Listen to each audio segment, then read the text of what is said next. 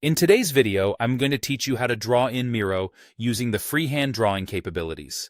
If you've ever wanted to bring your ideas to life visually, then Miro's various drawing tools are perfect for you.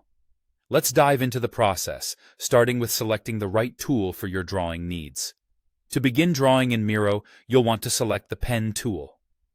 You can easily find this in the left toolbar, which is brimming with options to enhance your creative process.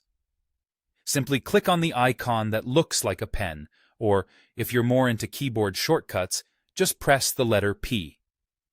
These small tips can save you time and increase your fluency with the platform. Once you've got the pen tool ready, it's important to know you also have the option to switch things up.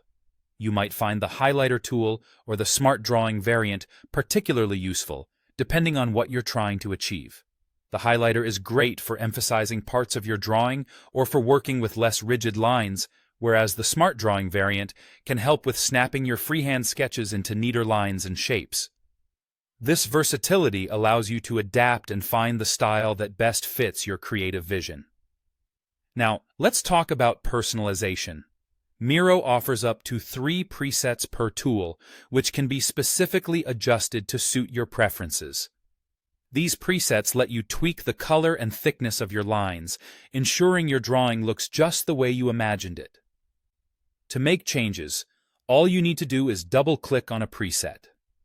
This ease of customization means you don't have to interrupt your creative flow to switch up settings constantly.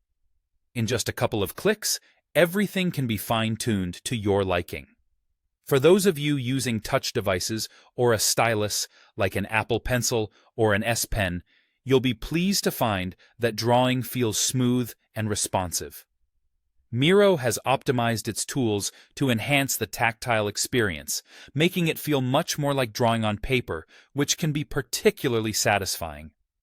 However, if you're working from a desktop, you might notice that the precision isn't quite the same. This is normal, given the difference in input methods, but rest assured, with a bit of practice, you can still achieve fantastic results. Just keep experimenting to see what works best on your setup. And there you have it.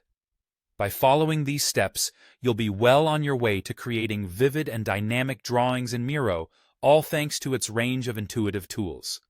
I hope this guide has been helpful, and I encourage you to dive in and start experimenting. Happy drawing!